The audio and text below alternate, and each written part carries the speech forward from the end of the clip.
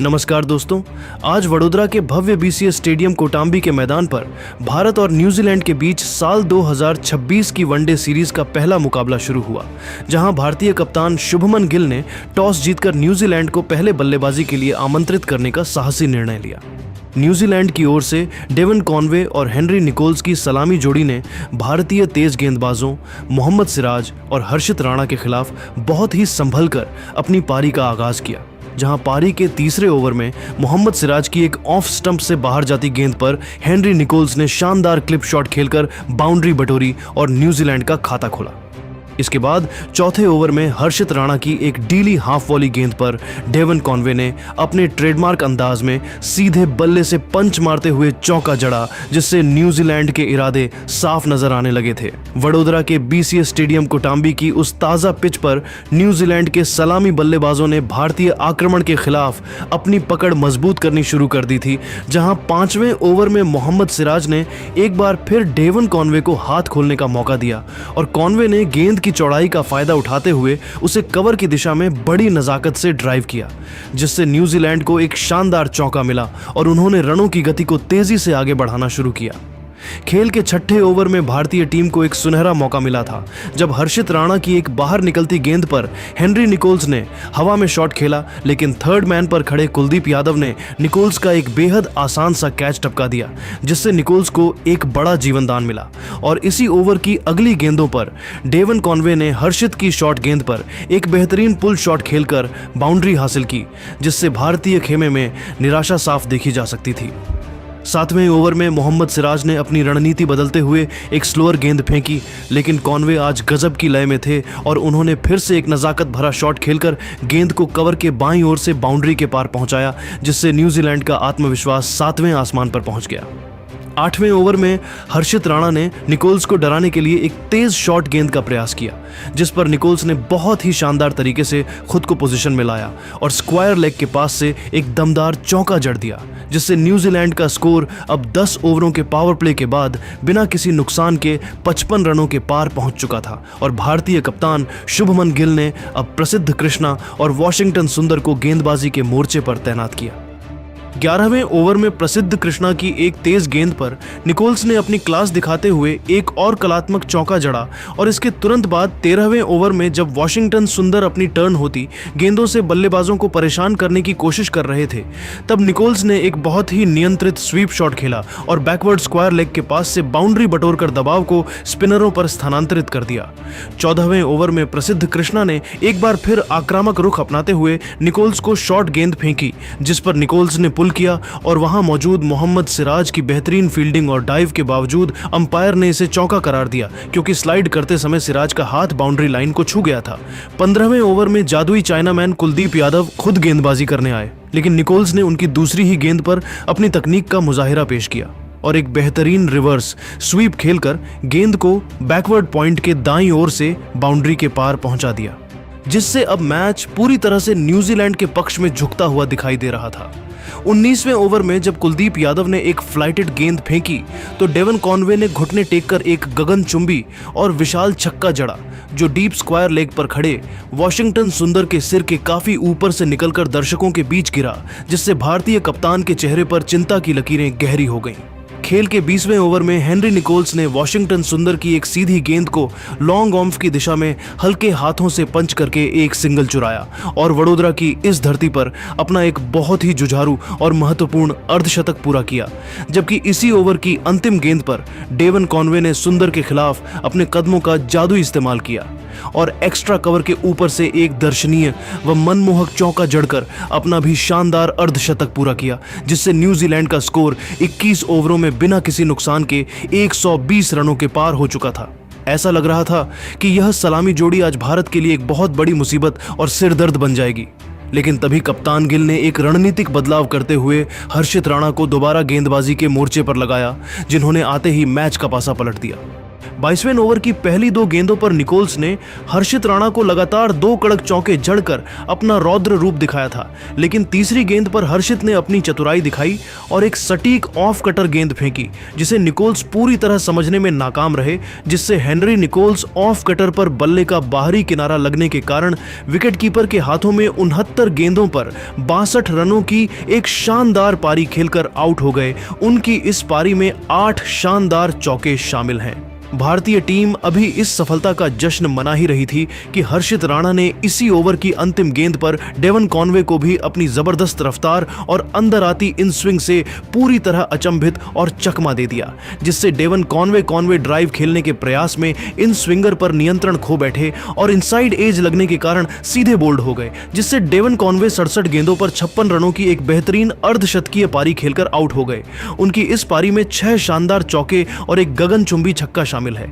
हर्षित राणा के इस एक ही ओवर में 2 बड़े विकेटों ने न्यूजीलैंड की उस प्रलयकारी शुरुआत को पूरी तरह से रोक दिया और वडोदरा के स्टेडियम में मौजूद हजारों प्रशंसकों को फिर से झूमने का मौका दे दिया, जहां अब भारतीय टीम न्यूजीलैंड के मध्यक्रम पर दबाव बनाने के लिए पूरी तरह तैयार नजर आ रही थी। मैदान पर हर्षित राणा द्वारा एक ही ओवर में 2 जमे हुए सेट बल्लेबाजों, एक को पवेलियन भेजने के चमत्कारिक प्रदर्शन के बाद न्यूजीलैंड का स्कोर अब 22 ओवरों के खेल की समाप्ति पर 2 विकेट के नुकसान पर 125 रन हो गया था, जिससे भारतीय टीम ने इस महामुकाबले में जबरदस्त और अविश्वसनीय वापसी की और कीवी बल्लेबाजों पर मनोवैज्ञानिक दबाव बनाना शुरू कर दिया।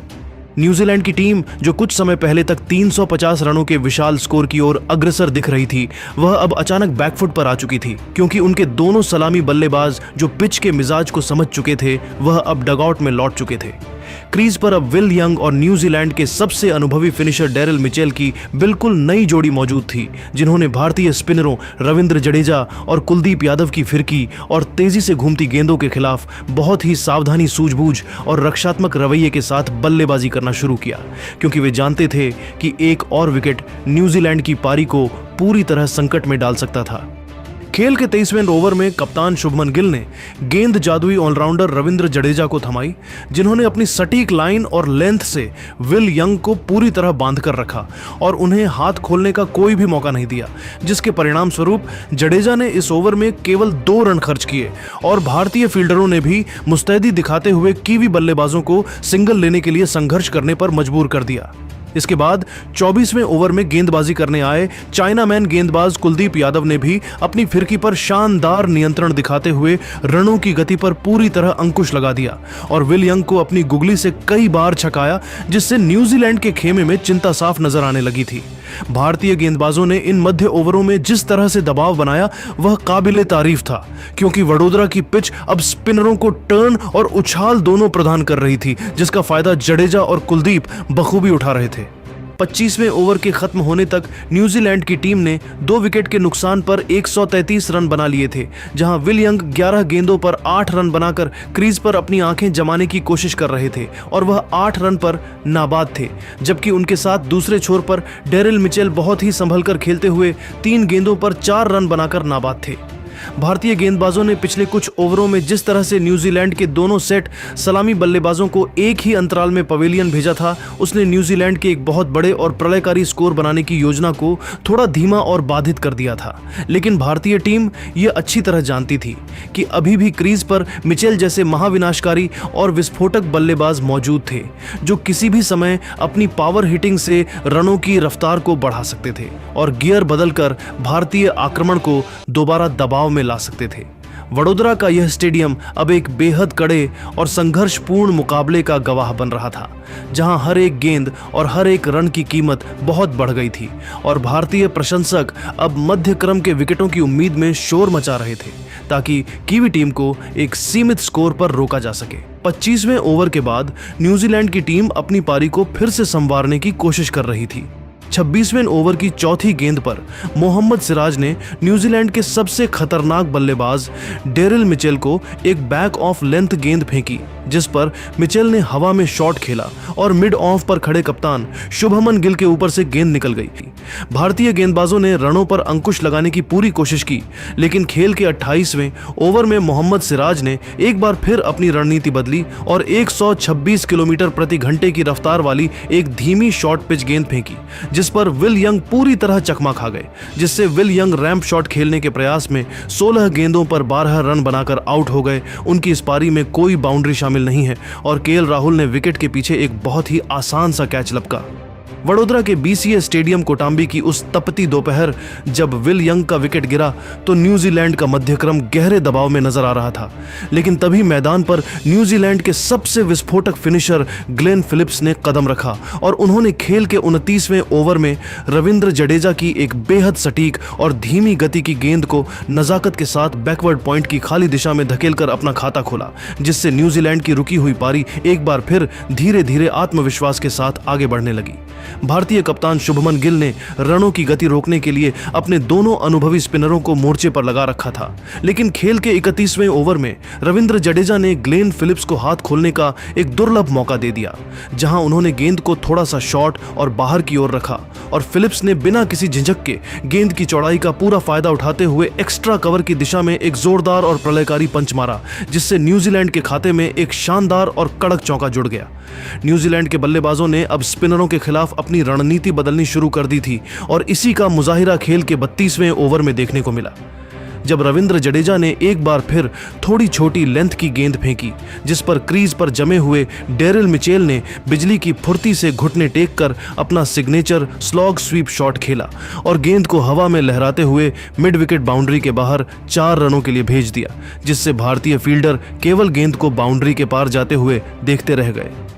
न्यूजीलैंड की यह साझेदारी अब धीरे धीरे खतरनाक रूप ले रही थी, लेकिन भारतीय टीम को वह बहुप्रतीक्षित और अगली बड़ी सफलता खेल के 34वें ओवर में जादुई चाइनामैन गेंदबाज कुलदीप यादव ने दिलाई, जिन्होंने अपनी चतुराई भरी फ्लाइटेड गेंद से ग्लेन फिलिप्स को बड़ा शॉट खेलने के लिए पूरी तरह ललचाया और फिलिप्स उनके जाल में फंस गए, जिससे ग्लेन फिलिप्स हवा में कवर ड्राइव खेलने के प्रयास में गेंद की अतिरिक्त टर्न के कारण अपना संतुलन खो बैठे और 19 गेंदों पर 12 रनों की एक संक्षिप्त पारी खेलकर आउट हो गए। उनकी इस पारी में एक आकर्षक चौका शामिल है और कवर पॉइंट पर तैनात श्रेयस अय्यर ने कोई गलती न करते हुए एक बेहद आसान सा कैच लपका, जिसके कारण भारतीय टीम ने एक बार फिर मुकाबले पर अपनी पकड़ मजबूत कर ली। पारी के 37वें ओवर में रविंद्र जडेजा ने एक बार फिर खराब लेंथ की गेंद डाली, जिसे मिचेल हे ने बैकफुट पर जाकर मिड विकेट के ऊपर से जोर से पुल किया और न्यूजीलैंड के लिए 2 लगातार चौके बटोरे,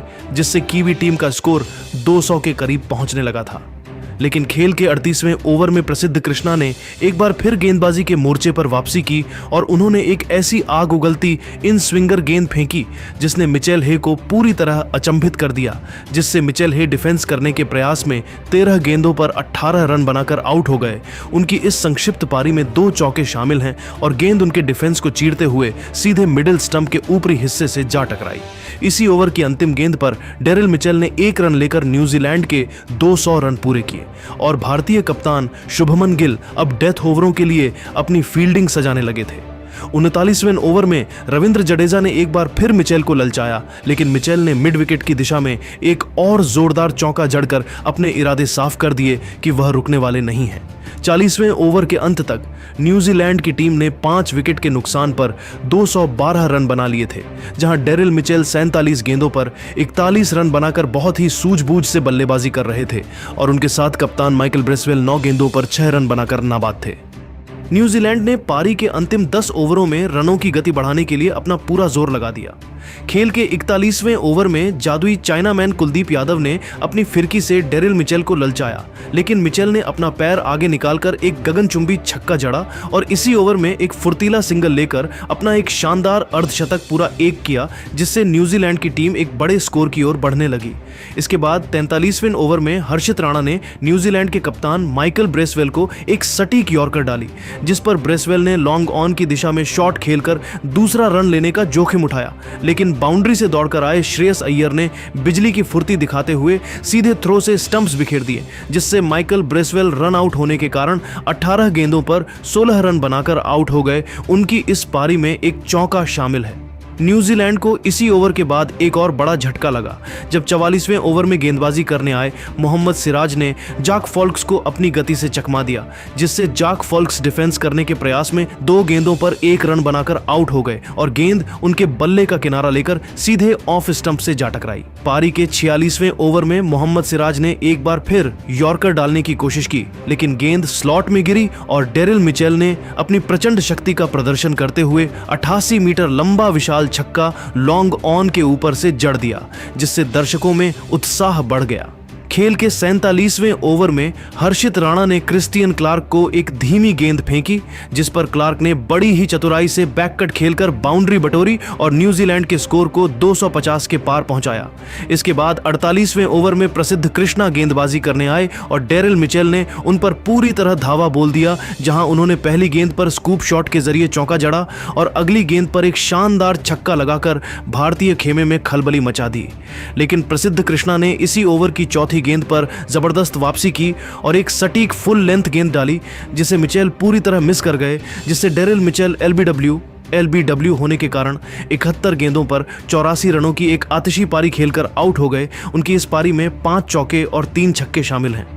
पारी के अंतिम 2 ओवरों में न्यूजीलैंड के निचले क्रम के बल्लेबाजों ने मोर्चा संभाला, जहां 50वें ओवर में दोबारा गेंदबाजी करने आए प्रसिद्ध कृष्णा की गेंदों पर काइल जेमिसन ने अपनी लंबी कदकाठी का फायदा उठाया। जेमिसन ने प्रसिद्ध कृष्णा की एक तेज गेंद को फ्लिक करते हुए मिड ऑन के बगल से शानदार चौका निकाला और न्यूजीलैंड को 300 रनों के मनोवैज्ञानिक आंकड़े के करीब पहुंचा दिया। इसी ओवर की चौथी गेंद पर क्रिस्टियन क्लार्क ने प्रसिद्ध की फुल लेंथ गेंद पर बाहरी किनारा लगाया और गेंद बाउंड्री के बाहर 4 रनों के लिए चली गई, जिससे न्यूजीलैंड ने निर्धारित 50 ओवरों के खेल के बाद 8 विकेट के नुकसान पर 300 रनों का एक बेहद चुनौतीपूर्ण और सम्मानजनक स्कोर बोर्ड पर टांग दिया। न्यूजीलैंड की ओर से क्रिस्टियन क्लार्क 17 गेंदों पर 24 रन बनाकर नाबाद रहे और उनके साथ काइल जेमिसन 8 गेंदों पर 8 रन बनाकर नाबाद थे, जिन्होंने अंतिम क्षणों में कुछ महत्वपूर्ण रन जोड़कर भारतीय गेंदबाजों के सामने एक बड़ी चुनौती पेश कर दी। भारत की ओर से हर्षित राणा ने 10 ओवरों में 65 रन देकर 2 विकेट लिए, जबकि प्रसिद्ध कृष्णा ने 9 ओवरों में 60 रन खर्च करके 2 महत्वपूर्ण सफलताएं हासिल की और अब वडोदरा के इस मैदान पर 301 रनों के लक्ष्य का पीछा करना भारतीय बल्लेबाजों के लिए एक कठिन परीक्षा होने वाली थी।